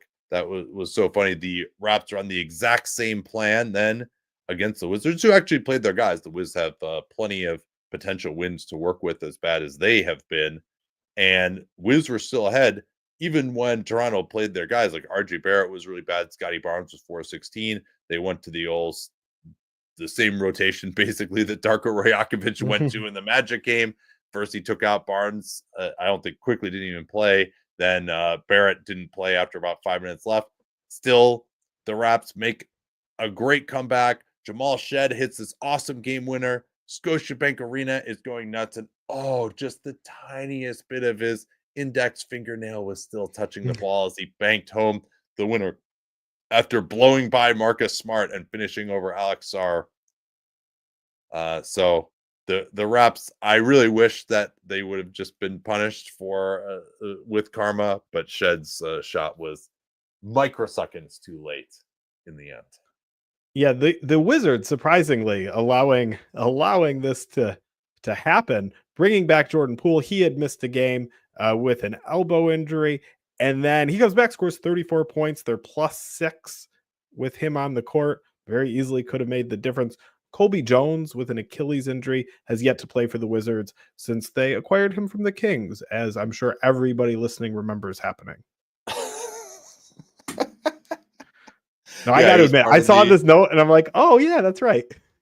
Yeah, no, me too. He's part of the Valanciunas trade. I mean, he's someone. The only reason I put that in there is just he was someone who's a second-round pick, got no traction at all in Sacramento, got passed by Keon Ellis, got passed by, of course, Devin Carter, who's not even really playing for the Kings either. And so they moved him, and he's someone who, for a team like the Wizards, might be able to get a little bit of traction, but sadly he's out. Portland, we missed it actually in our gamer on Wednesday, talking about their defeat to the Celtics. Denny Avdija actually played limited minutes because he hurt his quad, and he had initially injured that in the February 26th game against the Wizards. So he left that game against Boston, and that's part of why he wasn't as effective either, and didn't play today against the Pistons. And the Detroit Pistons won that game in Portland on the second night of a back-to-back by 7. So Portland's starting to fall off a little bit here now. They also had that loss in OKC when OKC really didn't play hardly any of their guys. They give up 30 to Aaron Wiggins. Jeremy Grant did come back, though, in that game from the knee tendonitis against the Thunder. He featured prominently on Wiggins' 30-point highlight reel, getting blown by a number of times. What else we got here? I don't think we've mentioned this on the pod yet. Jalen Brunson is Yeah. going to be out at least 2 weeks. You can decide whether that's good news or bad news. I think probably tomorrow in the 1560 we'll get more in depth on what the Knicks will look like without Jalen Brunson, but that is what the timeline is. And then Precious Achua did come back from his hamstring injury. Yeah, the Knicks maybe wouldn't be the end of the world if they fell to 4. They probably would rather face Cleveland than Boston. Boston, they have not that they've been effective against either of those teams this year. And I think the greater concern, though, is if he's going to miss at least 2 weeks, that's the reevaluation. It looked like a pretty bad ankle sprain the way that he came down from a pretty big height and really turned it, like got the what's that? Basically had like the talus on the ground. That's like that bone on the outside of your ankle, and that looks pretty ugly. So then the other question is, like, you can come back, you can kind of play on a sprained ankle when it's not ready. Are they going to make him do that? Will he be the guy that he needs to be in the playoffs? When he was healthy and feeling good in the playoffs last year, he was completely unstoppable, but he just wore down, got hurt, and it's a shame. It seems like that's starting to happen to some of these Knicks guys again. Maybe we'll actually get to see a little Tyler Kolek. Yeah, go ahead. Well, and just before we leave the Knicks, yes, they probably would rather play the Celtics and the Cavs, but they'd also probably rather play the Pistons than the Pacers, and I'm not writing them into the second round yet. Yep. Now you make a good point there. Assuming that the Pistons don't just keep rolling and pass the Pacers. That's a very good point. What else we have here? New Orleans, Zion Williamson and CJ McCollum didn't play today against the Memphis Grizzlies. Memphis actually only won that by 3. In the end, Zion has been on a pretty strict limits minute limit. We've really reached that point in the podcast at this point. And Brandon Boston Jr., another guy who might be getting more time with them. He's just been out since early February with this ankle issue. It hasn't been able to come back from that. We talked for Milwaukee about Kyle Kuzma, his potential to miss some time with an ankle issue. He actually didn't really miss any time. He's been playing all week. And big return tonight for the Minnesota Timberwolves. Yeah, Rudy Gobert is back. How many games has he missed? It's been a bit. Yeah, before the break. So yeah, I think it'd been 10, 11 games, something like that. But he had a nice game. He was 7 of 8 against the big man-less Spurs in only 20 minutes. Yeah, and with Julius Randle also back, so maybe the Timberwolves can figure out their chemistry and get this right for the playoffs. The big drama there is who's going to start. Is going to be DiVincenzo or Conley. Conley, I think, may have started today just because he and Gobert kind of make each other comfortable with their history together. So maybe this will be a thing where they're going to change, because DiVincenzo did start a game earlier in the week, and he's been playing well since having some issues early in the season. But the Wolves finally getting healthy. What's going to happen to Dillingham and Terrence Shannon Jr. has also been playing well. It's going to be interesting for Chris Finch to sort out down the stretch. Yes. Ja Morant said after that Oklahoma City game that we covered that his shoulder didn't feel right. I believe he had a quote over the weekend. He had a good game and said, "Oh, finally looking good." And then I did not see the game today. The Grizzlies, like you said, beat the Pelicans, but Ja had 32 points on 11 of 23 shooting, so it seems to be on the right track. But I just say overall an up and down season for Ja. And Santi Aldama came back from his calf issue on Friday against the Mavericks, but did not play against New Orleans. Yeah, a couple of pretty unconvincing wins for the Memphis Grizzlies over New Orleans by 3 and the shell of the Dallas Mavericks on Friday. And if you haven't seen it yet, you got to watch the alley-oop from Jose Alvarado to Trey Murphy III in this game. It was a 360 alley-oop from half court. Just one of the best dunks I've ever seen in my life. It was awesome. Let's see. In Atlanta, Vit Krejci was out against the Pacers. He hasn't played since February 10th. Quietly, quite the long absence. Yeah, don't be a Hawks point guard, I guess. Although Terrence Mann has been playing pretty well. I don't know if he actually counts as a point guard or not.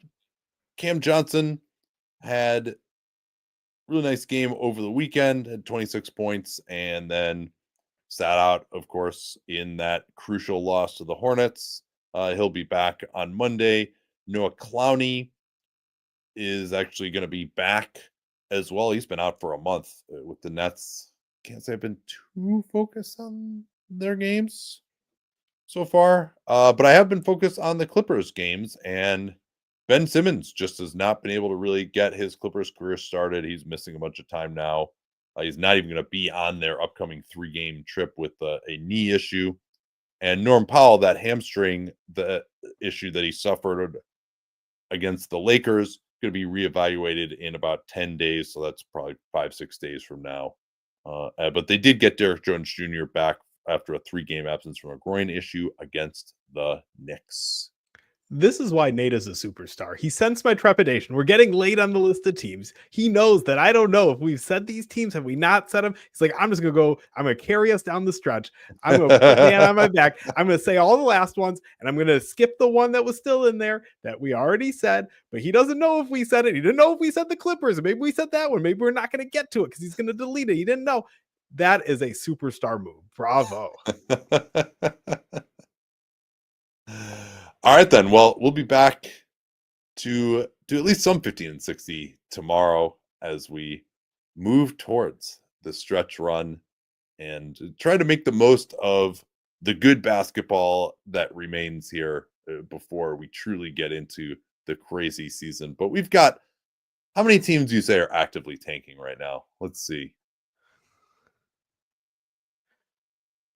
I mean, we've got the actively tanking and like the semi-tank, like the Pels, like they still are sort of playing Zion, but they're playing so bad that they're like, they actually had won a few games recently, but now have lost 4 straight. They're 4-6 in their last 10. Jazz, Pels, Spurs, are they there yet? Yes. I mean, they still are playing De'Aaron Fox. So my definition of tanking isn't that you have to be going all out to lose all the time. It's that you have to be taking at least any steps to lose. No, well, I would put it as just like they're basically like their team is not their team. Like their stars are not playing. Like there's basically like there's no reason to watch this team. Oh, okay, so you have you have a higher bar than I do. To me, it's any step where you're just like, it would be if this team beat a team that was remotely trying, it would be just a massive upset. That's sort of where I'm at this point. Okay, so no, I would agree. The Spurs aren't there. Yeah, and then they beat the Grizz last week in Memphis. Everybody who's not top 10 in the East. Are the Nets too good under your definition?